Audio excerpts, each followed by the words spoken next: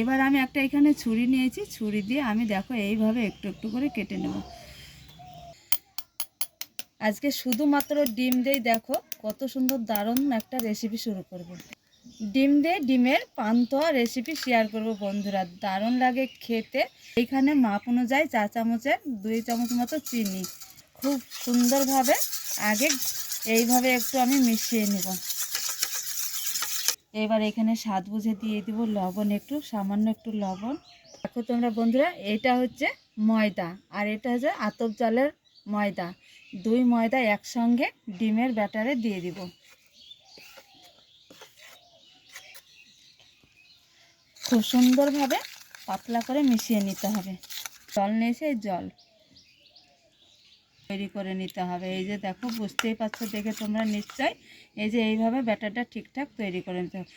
একটু সরিষার তেল, দেখো তেলটাকে খুব সুন্দর করে গরম করে নিতে হবে, কাঁচা গন্ধ যাতে না থাকে। এইখানে দিয়ে দেবো আমি 2টো ডিম পরপর।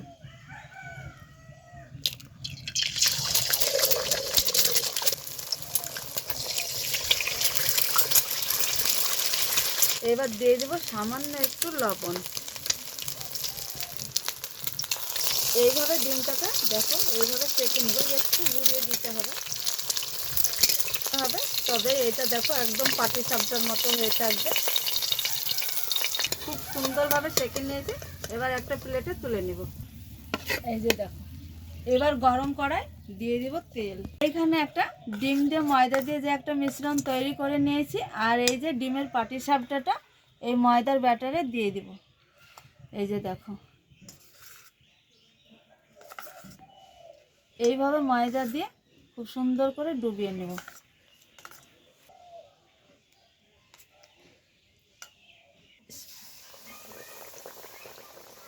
সেঁকে নিতে হবে।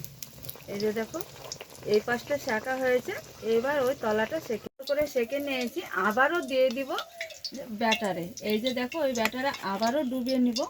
2 থেকে 3 বার আমি এই যে ব্যাটারে ডুবিয়ে সেঁকে নিব তেলে, আবারও তেলে দিয়ে দেব। ডুবে ডুবে এই ডিমের পাটিসাপটা সেঁকে নিয়েছি। দেখো ফুলে কতটা মোটা হয়ে যা, তুলে নেব একটা প্লেটে। এবার আমি একটা এখানে ছুরি নিয়েছি, ছুরি দিয়ে আমি দেখো এইভাবে একটু একটু করে কেটে নেব। তো বন্ধুরা দেখো, বাংলাদেশ নোয়াখালীর ফেভারিট এই যে ডিমের এই পিঠা, পান্তুয়া পিঠাটা দেখো খেতে কিন্তু খুবই ভালো লাগে। এক এক করে আমি প্লেটে এইভাবে দেখো কেটে সাজিয়ে নিব।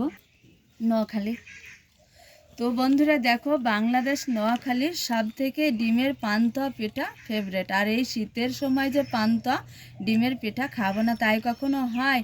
আর এটা খেতে অসাধারণ স্বাদ, দারুণ লাগে বন্ধুরা। একবার হলেও তোমরা এইভাবে পান্তুয়া পিঠাটা রেসিপিটা করে তৈরি করে খেয়ে দেখবে। খুব অল্প সময়ে আর অল্প কিছু ঘরের উপকরণ দিয়ে হয়ে যায়। পুরো ভিডিও দেখলেই তোমরা বুঝতে পারবে আর কতটা যে স্বাদ টেস্টি হয়, দারুণ লাগে খেতে বন্ধুরা। তো আশা করছি তোমাদের আজকের রেসিপি খুবই ভালো লাগবে। তোমরা লাইক কমেন্ট শেয়ার করবে আর চ্যানেলটা সাবস্ক্রাইব করবে আর ভিডিওটা অনেক অনেক করে শেয়ার করবে। আজকের রেসিপি এই পর্যন্ত, এইখানে শেষ করছি। পরবর্তী ভিডিও নিয়ে তোমাদের সঙ্গে অতি শীঘ্র দেখা হচ্ছে বন্ধুরা। যেখানেই থাকো ভালো থাকো, সুস্থ থাকো, তোমাদের টাটা।